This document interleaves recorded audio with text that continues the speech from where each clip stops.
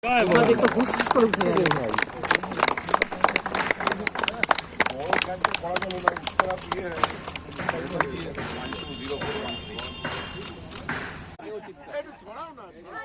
ছড়িয়ে যাও না, আমি করে দিচ্ছি, একটু ছড়িয়ে যাও, একটু ছড়িয়ে যাও, তো করো অ্যাটলিস্ট, তারপরে দেখা যাবে।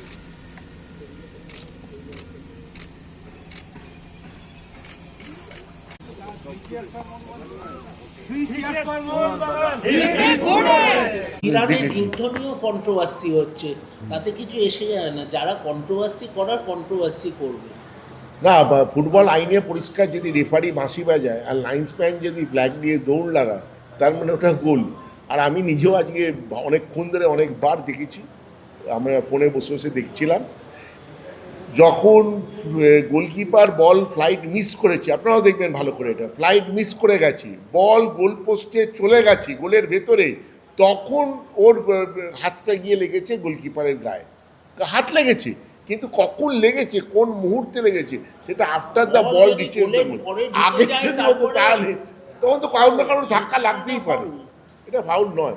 ম্যাচের পর ইস্টবেঙ্গল শীর্ষকর্তা বলেছেন যে চ্যাম্পিয়ন হতে হলে মোহনবাগানকে হারিয়েই চ্যাম্পিয়ন হতে হবে, নইলে সেই চ্যাম্পিয়নশিপে কোনো এলাকা। এইটা ওনারা হকি থেকেই শিক্ষা নিলেন, মানে ওনারা বুঝলেন যে মোহনবাগানকে না হারালে আমরা চ্যাম্পিয়ন হবো কী করি, তো সেই জন্য সেটাই ওনারা বলেছেন, এটাই স্বাভাবিক।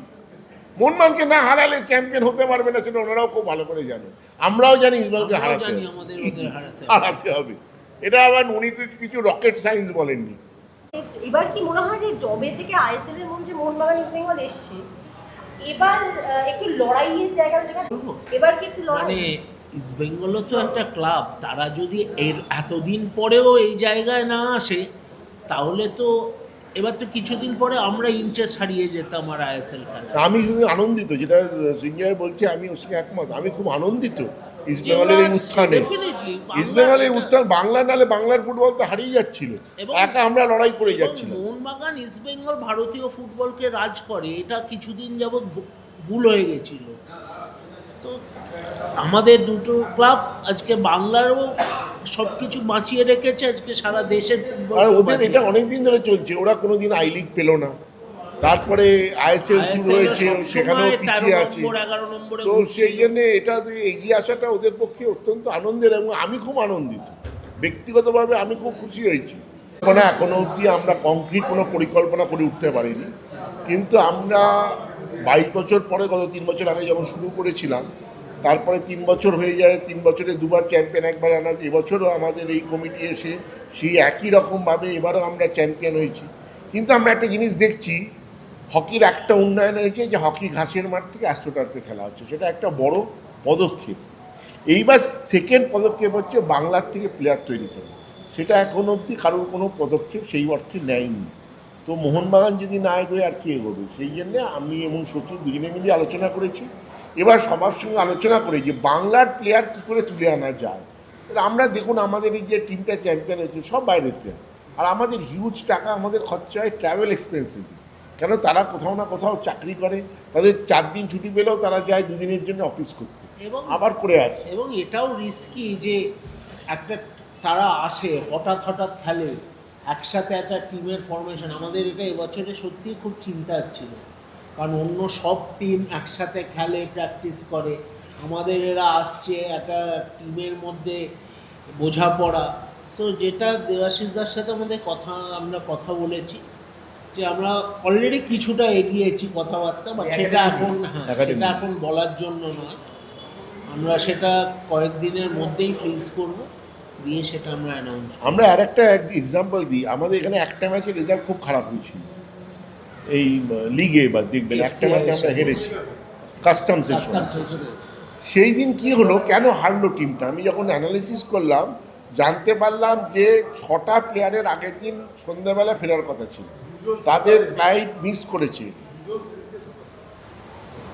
যখন তারা ফ্লাইট মিস করেছে, তারা পরের দিন সকালবেলা এসছে। এবার সেই দিন এসে আপনি কোনো সায়েন্স হয় না যে কোনো প্লেয়ার সে নেবে, মাঠে নেমে খেলে দেবে, ম্যাচ জিতিয়ে দেবে, এটা কোনো সায়েন্সে হয় না। এবং প্লেয়াররা টায়ার্ডনেস ছিল প্লেয়ারদের, তো এইখান থেকে যদি আমরা প্লেয়ার তৈরি করে একটা টিম না নিজের তৈরি করা যেতে পারে, যারা বছরের পর বছর সেম টিম খেলে। একটা এক্সাম্পল আজকেই শুনলাম যে ইস্টবেঙ্গলের যে টিমটা খেলেছে সেখানে গত 2 বছর আমাদের যারা প্লেয়ার খেলেছে তার মধ্যে 11 জন প্লেয়ার ওখানে খেলছে। তো সেই জন্য কোনো টিম আমরা কেউই বানাতে পারছি না, না আমরা বানাতে পারছি না। কাস্টমার্সের আছে কি, ওরা চাকরি করে দেন, ওদের চাকরির প্লেয়ারগুলো ওদের আছে, কিন্তু আমাদের যেগুলো মোহামেডান যাদের চাকরির প্লেয়ার নেই তাদের পক্ষে খুব সমস্যা হচ্ছে। সেই জন্য আমার মনে হয় একটা পারমানেন্ট, এবং তখন আমরা এটা ভাবনা চিন্তা করতে পারবো আমাদের যদি একটা প্রপার টিম তৈরি করতে পারি যে টিমটা বেটন কাপ খেলবে। আমাদের উদ্দেশ্য তো তারপরে বেটন কাপ খেলা, তারপরে বাংলা থেকে প্লেয়ার তৈরি করা। তো সর্বক্ষেত্রে হকি নিয়ে যদি সত্যি সত্যি আমরা এগোতে চাই তাহলে আমাদের একাডেমি ছাড়া কোনো রাস্তা নেই। আর আমি সবাইকে ধন্যবাদ দেবো।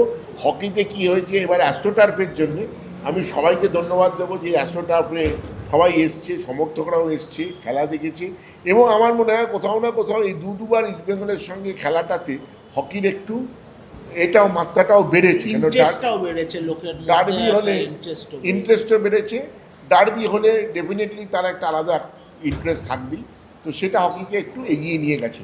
দেখুন আজকে যদি মোহনবাগান ইস্টবেঙ্গল হকিতে না থাকে তাহলে দেখবেন হকিতে কোনো ইন্টারেস্টই লোকের নেই। এই মোহনবাগান ইস্টবেঙ্গলই কিন্তু হকিটাকে বাঁচিয়ে রেখেছে।